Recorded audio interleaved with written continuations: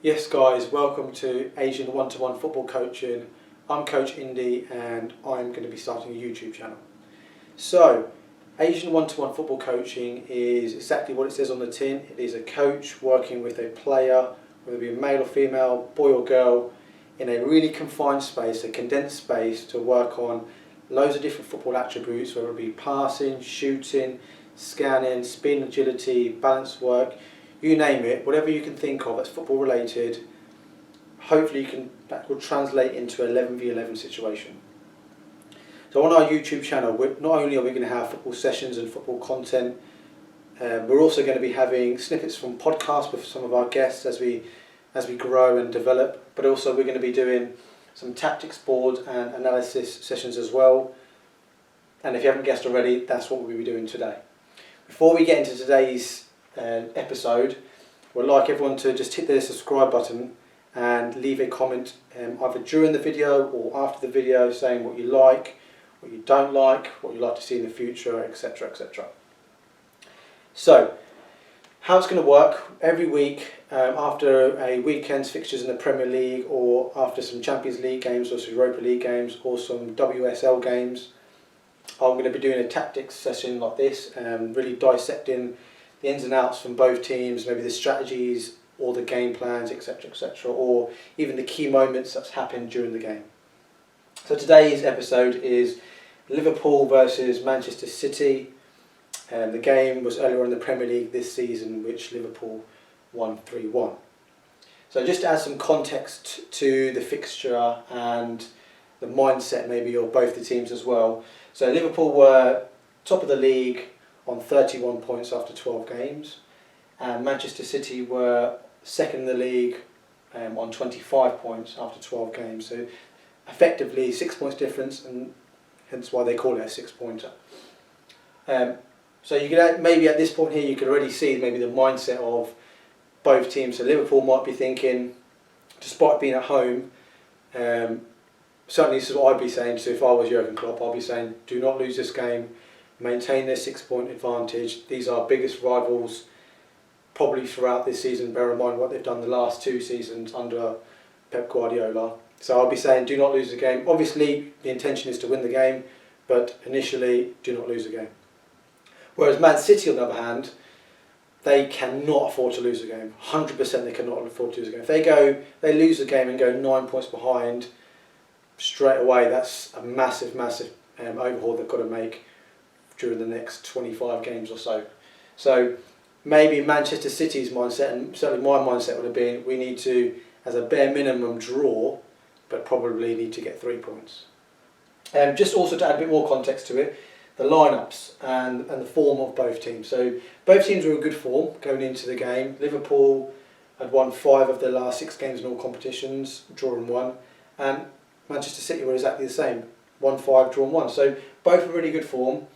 But the big difference for me was the personnel that started the game and also the personnel that was available to both managers.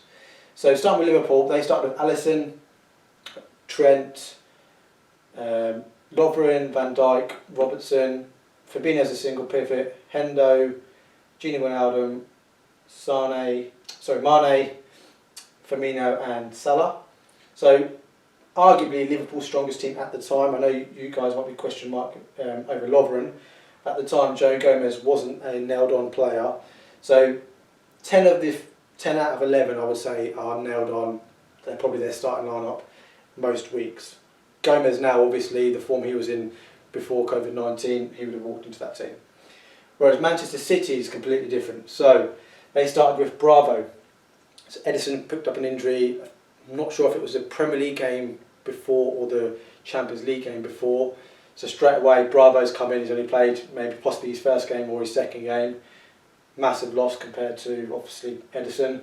Walker, he started right back, he's their number 1 right back. This is where it gets bad for Manchester City. They had John Stones, who probably not Guardiola's first choice centre half, probably not second choice either. But he's also traditionally not done very well against Liverpool, especially at Anfield as well. Then you've got Fernandinho and then you've got Angelina. So Fernandinho, the previous seasons has always been Manchester City's single pivot has always been the guy who's had the most athleticism, or the guy who's been sort of their leader and the guy who dictates play and obviously destructs play as well in that position. But he's been moved to centre half because of previous games beforehand, who we'll get into a bit more, who's been missing, etc. And then you've got Angelino, who probably isn't even second choice left back. He's probably third choice left back behind Zinchenko and Mendy. So Mendy wasn't fit, Zinchenko was on the bench. So already you're missing arguably 4 of the back 5 already, possibly, you could argue, you could make a case for. Now, one thing to notice as well, Manchester City changed the formation, and I think that's a respect to Liverpool and the way Klopp's team are playing. So they traditionally would normally play just with a single pivot in there and 2 either side with 2 8s. But this time round, he's gone with two in there with Gundogan and Rodri, and then he's also played with Kevin De Bruyne as a number 10, so he's playing closer to Aguero, Son on the left, and Bernardo Silva starting on the right. So Liverpool had 10 of their 11 strongest 11 starting, whereas Manchester City, they're missing Ederson. Certainly Laporte picked up an ACL injury, I believe it was at the beginning of the season, or quite near the beginning of the season. Mendy's missing, you've got Leroy Sané missing, got David Silva missing, so you could argue they're missing 4 or 5, maybe half their team they're missing, that probably would play week in, week out. So that's just to add a bit of context to how both teams are set up and the form they're in and the possible formation changes that Manchester City in this case have made. Okay, so going into the game, first key point of the game. So 5th minute. So actually we'll rewind back slightly actually. First 5 minutes, Man City came out the traps, popping the ball really well. Gundogan and Rodri getting on the ball, De Bruyne, even the fullbacks were joining in as well. Not being too penetrative, but also joining in and helping out with their attacks. But they camped Liverpool into their own half. They almost had that. Literally they were camped in their own half. It wasn't until the first key moment happened, the TAA Trent Alexander-Arnold handball incident happened. That happened in the 5th minute. So just to remind you guys, the ball incident happened, so it kind of like this, and Aguero was in here, I think Bernardo Silva was in there, and there was a few ricochets, so the ball was in here, it came in, I think Lovren was dragged across, Trent was here, and I think Sterling was over here, Aguero was here, Bernardo Silva was there, and it hit Trent's hand. So straight away, referee hasn't given a penalty, he hasn't seen it, but for whatever reason there hasn't been given a penalty. From there, Liverpool have countered, the ball's gone with Mane, he's gone up top on a counter-attack, he's crossed the ball in, and it's been a really bad clearance from Gundogan, I believe, lands to Fabinho, who's made his way upfield, strike into the corner, 1-0. At this point here, Manchester City, they're aggrieved, rightly so in some people's eyes, so referee's gone to VAR at Stockley Park and they've checked the decision. Decision being eventually that it was no handball at the other side from TAA and the goal stands. So straight away, after 5 minutes, just tapping into both teams' psychological elements, Man City feel like aggrieved already and they're 1-0 down. Liverpool might feel they've got away with one and they're 1-0 up. Then going back to the context we mentioned earlier with Man City needing to almost, like I said earlier, definitely a draw as a minimum, but probably need to win the game. So straight away from a psychological point of view, they're thinking deflated. On top of that as well, they haven't had great results at Anfield as well. So straight away, them negative feelings are coming back into their minds, which all plays a part. All plays a part. So anyway, that's the first incident, that's a key moment that's gone against Man City and gone for Liverpool. The next 5 minutes, the game just evolved. Possession, Man City are in possession again, they've had a lot of possession. Second goal, how it works out. TAA gets the ball higher up, we just position a few different players. Fabinho's up here, Sterling's back there, we've got Lovren, Robbo there, Van Dijk, Bernardo Silva here, Aguero, and yeah, just like that. Something similar to that. Kyle Walker, so the counter-attack goes, TAA's got the ball here, and he hits an absolute diag to Robbo. He's on his left foot, by the way, to add. It's a diag, this is on another counter-attack as well, and this was a theme throughout the game. Very many, plenty of counter-attacks that Liverpool had in the game, which we'll come to a bit more as well because it was part of their game plan. Robbo's taken the ball, he's engaged Walker's engaged him, Salah's come in the far post, he's whipped the ball in, and Salah's popped into the goal. So already after 11 minutes, Liverpool are 2-0 up. They've probably only mustered 2 attacks in the game, maybe 3. And again, going back to what I said before the game about mindset and mentality and what the game required for both teams, 2-0 down after 11 minutes is a massive uphill climb for Man City. Liverpool at this stage, they have got to do nothing more. Sorry, they don't have to do anything drastic to change the game in terms of positioning and taking risks, etc., etc. They're 2-0 up after 11 minutes. They are absolutely happy. They are effectively going 9 points ahead of Manchester City at this stage. So 11 minutes gone, 2-0 Liverpool, absolutely flying. How the game's panned out. So for most of the rest of the half, it wasn't quite sort of capped in their half, but Liverpool kind of, Man City were like this, Kyle Walker helping out. Liverpool retreated back into this sort of position. So that's you got Liverpool, then you got De Bruyne operating close to Aguero just in here, Angelino, you've got your Gundogan and your Rodri, and you've got your Bernardino there. So straight away you had loads of opportunities. The game planned up this in the first half, and all Liverpool were set up here because they're quite narrow. They're in a good shape. They're nice and compact. They're asking effectively Man City to break us down from a deep position. So the shape they're in a low to medium block, and all they're looking for here now is transitions. They're looking for counter attacks.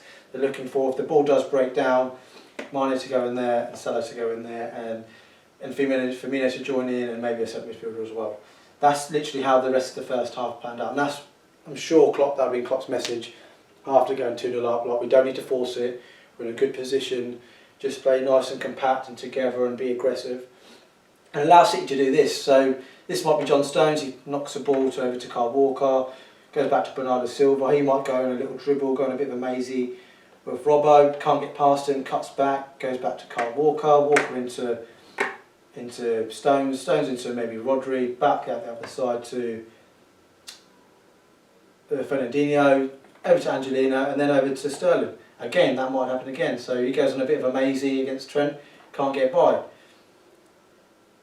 Or, and as that's happening, if Sterling does get across in, Liverpool all retreating into their box, they're getting back into their shape, Fabinho's in there, and Liverpool, they're really, really clever. So what they do is, they allow Angelino almost to go a bit higher, and same with Mane is sort of a little bit deeper. But what Liverpool are doing there, it's insane in coaching. We don't want them to play through us, i.e. between the lines and here and here and here. We want them to play around us, i.e. from left wing to left back to centre half, etc., etc. Over, in and around, as they're saying, over, in and around.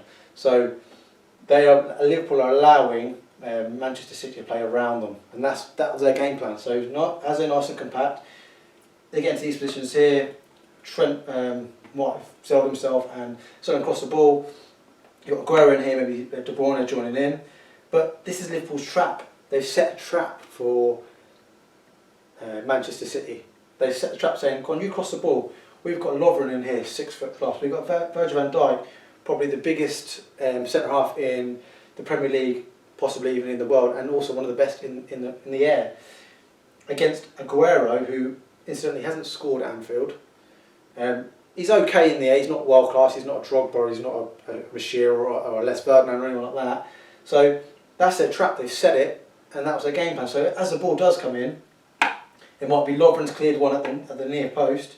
It comes to Fabinho, and they've won for the next contact on the ball.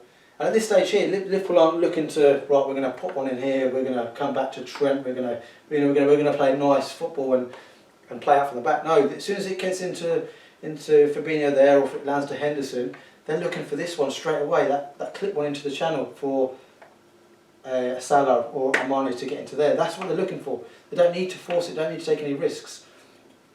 So it's a very, very smart play. And like I said earlier on, Liverpool, they left Mane and Salah in these half positions, in between. They're not engaged there, they're not in there, they're half and half. So that allows, because if you flip this into a game of chess, if Walker does do that, and if Angelino's obviously committed because he's a bit more aggressive, but say he comes along, or Rodri comes along, or even Fernandinho, look at the space in here. I mean, that is food and drink for Salah and Mane. That's what they want. They want to threaten the space in behind. They want to exploit the space that the opposition's given them. So they can't engage. So even if even in that right position there, when they've got 5 yards on them, they'll probably still fancy some chances. Maybe not so much this side, but certainly Salah will fancy his chances. But if they can't penetrate in behind, you can also just roll one into them, and then they can have a little mazy. So Salah can go on a little bit of a mazy down here. So that was a part of Liverpool's game plan certainly until half time. So 2-0 at half time. At half time, Klopp makes a tactical change. It's quite interesting actually. So we'll just put these players back into position. So this is Man City, all back into shape. Man City still continue with the same shape they play. KDB in the 10. But Liverpool, interestingly, was really, really fascinating actually, because it says a lot again about the mindset. So the back four stay exactly the same, in the same positions. But what he did was he thickened. What he did is he played. Henderson, which would have been the number 7. He actually said, right, Salah, you go and play as a centre forward. Firmino, you go and play as a centre forward, but also dropping as number 10. And Henderson, you go and play on the right side. So they actually changed the formation to a 1-4-4-2. And all they needed to do in that situation was literally hit him on the counter. Because Man City, they were all about possession. Possession is king. They had 55% of possession throughout the game, which actually I thought was a little bit less than what my eyes told me during the game, and probably what their average is for the season. But they always have more possession than the opposition. And incidentally, they made 232 passes in their opposition half, which is over more than 50% of the passes they made, which was 425 during the game. So that says exactly where Man City, where Liverpool and Jurgen Klopp anticipated Man City to be, because if they kept their shape and they kept discipline and they were nice and narrow and compact in these sort of positions, effectively these guys are going to go, oh, we're going to commit even more, and that will leave even more space for Salah, for Firmino, or even Mane.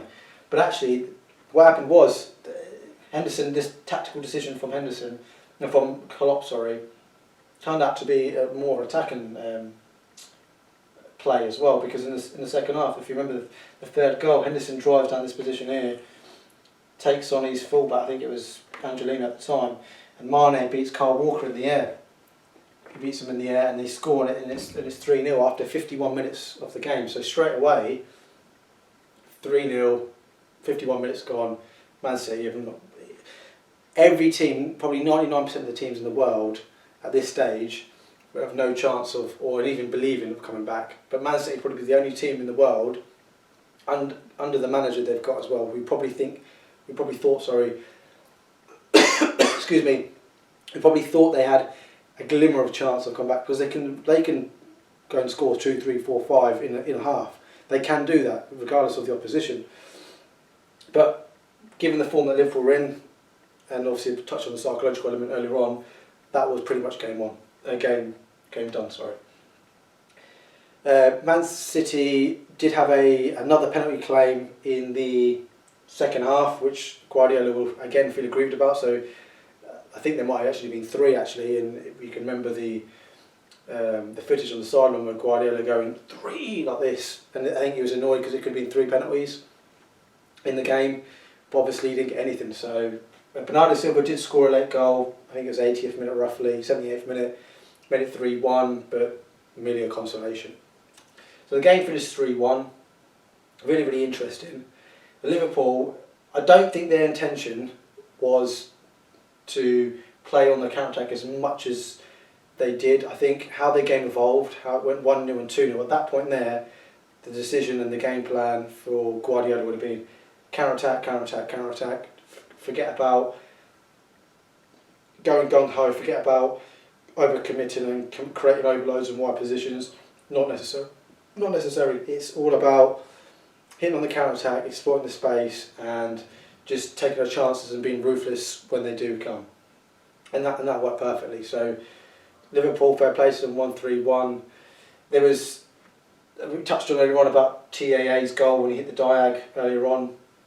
I mean, after the 2-0, like I said about the counter-attack, Liverpool played 73 long balls and switches of play during the game, which is a lot. And you bear in mind, Liverpool aren't exactly a long ball team, but they played the scenario, they played the condition, the circumstance, i.e. the opposition and the scoreline. And that's where these switches of play or these channel balls come into play, and they can, if they don't win the first one, then you'll get Gini Wijnaldum, you get Hendo picking up seconds. If not, if they don't win that, they're on the next player and they're pressing them, etc., etc. So really, really interesting to see they've made 73 long balls and switches of play during the game.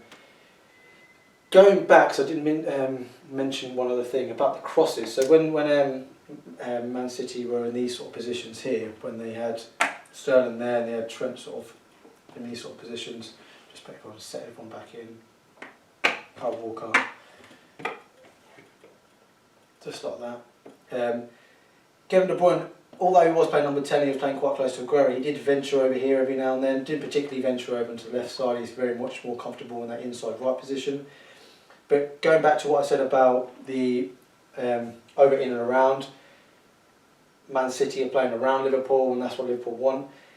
And when they were getting to these positions here, they made, between Angelino, the left back, who was playing a bit more advanced than Kyle Walker, he made 11 crosses, and Kevin De Bruyne made 13 crosses, and they made 24 crosses between them out of their 31 crosses during the game, which is a hell of a lot.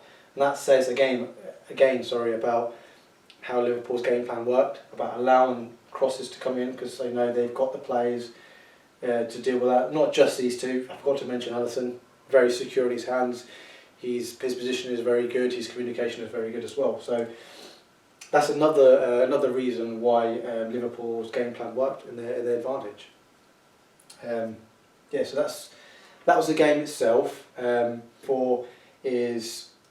Next week, what we're going to do, we're going to again view a different game. Obviously, with COVID-19 going on now, what I'll do is I'll probably decide on a game that's happened in the Premier League already this season, and dissect that game a little bit more and give you a bit more information on how the game was won, drawn or lost, because we're interested, as a football coach, which I am, the games sometimes, the draws are the ones that are most fascinating, which might sound like a really, really silly statement to make, but they're the games that are the most sort of tactical, if you like, possibly. Sometimes it might just be that the opposition or both attackers or both attacking parts of both teams are really bad or whatever it may be, but yeah, the games sometimes where it's really fascinating to see whose tactics are better than someone else's tactics. So that's what we'll be doing next week.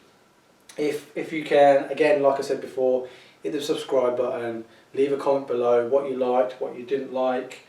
Remember guys, this is my first YouTube video. I'm very, very passionate about what I'm saying and what I do and what I believe in. And yeah, we'll see you everyone next week. Thank you.